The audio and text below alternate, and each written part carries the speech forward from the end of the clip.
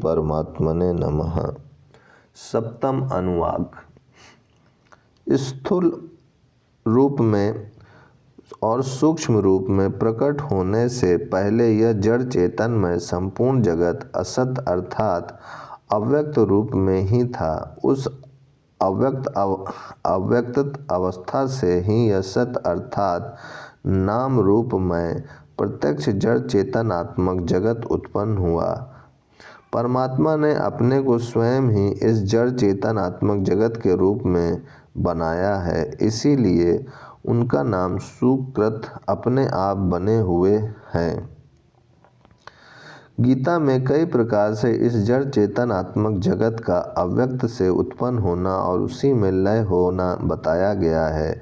परंतु भगवान जब स्वयं अवतार लेकर लीला करने के लिए जगत में प्रकट होते हैं, तब उनका वह प्रकट होना अन्य जीवों की भांति अव्यक्त से व्यक्त होने अर्थात कारण से कार्य रूप में परिवर्तित होने के समान नहीं है।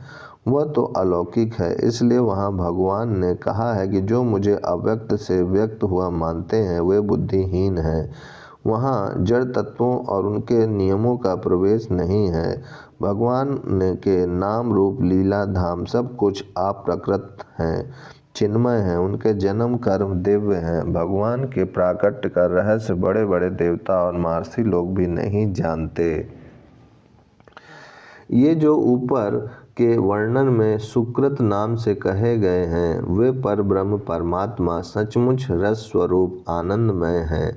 वे ही वास्तविक आनंद हैं, क्योंकि अनादिकाल से जन्म मृत्यु रूप घोर दुख का अनुभव करने वाला यह जीवात्मा इन रसमय परब्रह्म को पाकर ही आनंद युक्त होता है।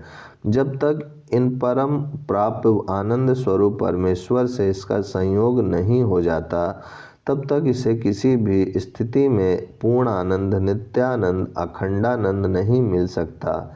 इसी से उन वास्तविक आनंद स्वरूप परमात्मा का अस्तित्व निस्संदेह सिद्ध होता है, क्योंकि यदि वे ये आकाश की भांति व्यापक आनंद स्वरूप परमात्मा नहीं होते तो कौन जीवित रह सकता और कौन प्राणों की क्रिया, हिलना डुलना आदि कर सकता। अर्थात समस्त प्राणी सुख स्वरूप परमात्मा के ही सहारे जीते और हलन चलन आदि चेष्टा करते हैं।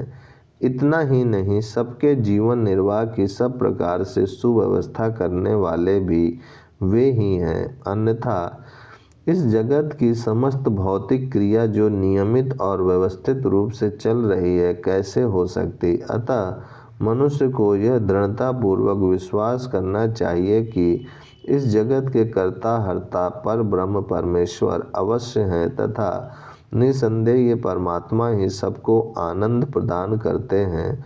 जब आनंद स्वरूप एकमात्र परमात्मा ही है, तब दूसरा कौन आनंद दे सकता है। क्योंकि उन पर ब्रह्म परमेश्वर को पाने की अभिलाषा रखने वाला यह जीव जब कभी देखने में न आने वाले, बतलाने में न आने वाले और किसी के आश्रित न रहने वाले शरीर रहित पर ब्रह्म परमात्मा में निर्भय अविचल स्थित लाभ करता है, उस समय वह निर्भय पद को प्राप्त हो जाता है, सदा के लिए भय एवं शोक से रहित हो जाता है। क्योंकि जब तक यह जीवात्मा उन पर ब्रह्म परमात्मा से थोड़ा सा भी अंतर किए रहता है, उनमें पूर्ण स्थिति लाभ नहीं कर लेता या उनका निरंतर स्मरण नहीं करता, उन्हें थोड़ी देर के लिए भी भूल जाता है, तब तक उसके लिए भय है, अर्थात उसका पुनर्जन्म होना संभव है।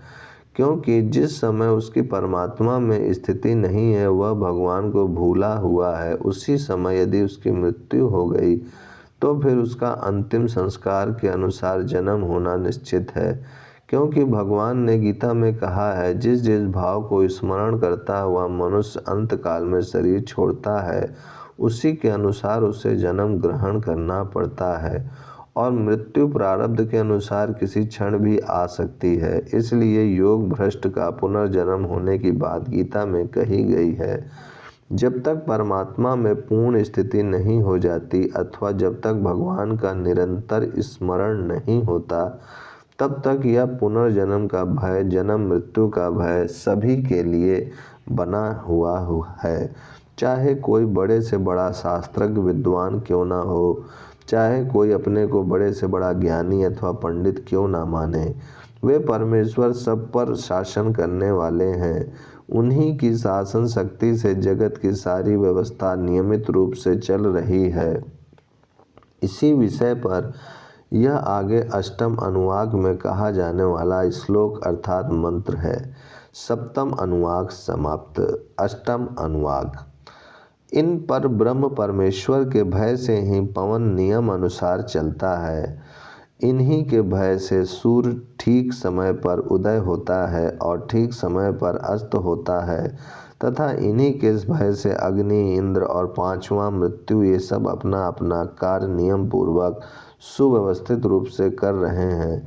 यदि इन सब की सुव्यवस्था करने वाला, इन सब का प्रेरक कोई ना हो तो जगत के सारे काम कैसे चलें। इससे सिद्ध होता है कि इन सब को बनाने वाला, सबको यथा योग नियम में रखने वाला कोई एक सत्य, ज्ञान और आनंद स्वरूप पर ब्रह्म परमात्मा अवश्य है और वे मनुष्य को अवश्य मिल सकते हैं। उन आनंद स्वरूप पर ब्रह्म परमात्मा का वह आनंद कितना और कैसा है, इस जिज्ञासा पर आनंद विषयक विचार आरंभ किया जाता है। इस वर्णन में उस आनंद का विचार आरंभ करने की सूचना देकर सर्वप्रथम मनुष्य लोक के भोगों से मिल सकने वाले बड़े से बड़े आनंद की कल्पना की गई है। भाव यह है कि एक मनुष्य युवा हो, वह भी ऐसा वैसा मामूली युवक नहीं, सदाचारी, अच्छे स्वभाव वाला, अच्छे कुल में उत्पन्न श्रेष्ठ पुरुष हो, उसे संपूर्ण वेदों की शिक्षा मिली हो तथा शासन में ब्रह्मचारियों को सदाचार की शिक्षा देने में अत्यंत कुशल हो, उसके संपूर्ण अंग और इंद्रियां रोग रहित, समर्थ और सुदृढ़ हो और वह सब प्रकार के बल से संपन्न हो, फिर धन संपत्ति से भरी यह संपूर्ण पृथ्वी उसके अधिकार में आ जाए, तो यह मनुष्य का एक बड़े से बड़ा सुख है। वह मानव लोक का एक सबसे महान आनंद है। जो मनुष्य योनि में उत्तम कर्म करके गंधर्व भाव को प्राप्त हुए हैं, उनको मनुष्य गंधर्व कहते हैं। यहाँ इनके आनंद को उपयुक्त मनुष्य के आनंद से 100 गुना बताया गया है। भाव यह है कि जिस मनुष्य संबंधी आनंद का पहले वर्णन किया गया है, वैसे 100 आनंदों को एकत्र करने पर आनंद की जो एक राशि होती है, उतना मनुष्य गंधर्वों का एक आनंद है। परंतु जो पहले बताए हुए मनुष्य लोक के भोगों की और इस गंधर्व लोक के भोगों तक की कामना से दूषित नहीं है, इन सब से सर्वथा विरक्त है, उस श्रोत्रिय वेदज्ञ पुरुष को तो वह आनंद स्वभाव से ही प्राप्त है। इस वर्णन में पहले बताए हुए मनुष्य गंधर्वों की अपेक्षा देव गंधर्वों के आनंद को 100 गुना बताया गया है। भाव यह है कि जिस मनुष्य गंधर्व के आनंद का ऊपर वर्णन किया गया है, वैसे 100 आनंदों को एकत्र करने पर जो आनंद की राशि होती है, उतना सृष्टि के आरंभ से देव जातीय गंधर्व रूप में उत्पन्न हुए जीवों का एक आनंद है, तथा जो मनुष्य इस आनंद की कामना से आहत नहीं हुआ है, अर्थात जिसको इसकी आवश्यकता नहीं है, तथा जो वेदों के उपदेश को हृदयगम कर चुका है, ऐसे विद्वान को वह आनंद स्वभावतः प्राप्त है। इस वर्णन में देव गंधर्वों के आनंद की अपेक्षा चिरस्थायी आनंद की, चिरस्थायी पितृलोक को प्राप्त दिव्य पितरों के आनंद को 100 गुना बताया गया है। भाव यह है कि देव गंधर्वों के जिस आनंद का ऊपर वर्णन किया गया है, वैसे 100 आनंदों को एकत्र करने पर आनंद की जो एक राशि होती है, उतना चिरस्थायी पितृलोक में रहने वाले दिव्य पितरों का एक आनंद है, तथा जो उस लोक के भोग सुख की कामना से आहत नहीं है, अर्थात जिसको उसकी आवश्यकता ही नहीं रही, उस श्रोत्रिय को, वेद के रहस्य को समझने वाले विरक्त को वह आनंद स्वतः ही प्राप्त है। इस वर्णन में चिर स्थायी लोकों में रहने वाले दिव्य पितरों के आनंद की अपेक्षा आजानज नामक जो देवों के आनंद को 100 गुना बताया गया है। भाव यह है कि चिर स्थायी लोकों में रहने वाले दिव्य पितरों की जिस आनंद का ऊपर वर्णन किया गया है, वैसे 100 आनंदों की मात्रा को एकत्र करने पर जो आनंद की एक राशि होती है, उतना अजानज नामक देवताओं का एक आनंद है। देवलोक के एक विशेष स्थान का नाम आजान है। जो लोग स्मृतियों में प्रतिपादित किन्हीं पुण्य कर्मों के कारण वहाँ उत्पन्न हुए हैं, उन्हें आजनज कहते हैं। जो उस लोक तक के भोगों की कामना से आहत नहीं है, अर्थात जो उस आनंद को भी तुच्छ समझकर उससे विरक्त हो गया है, उस वेद के रहस्य को समझने वाले विरक्त पुरुष के लिए तो वह आनंद स्वभाव सिद्ध ही है। ओम शांति शांति शांति।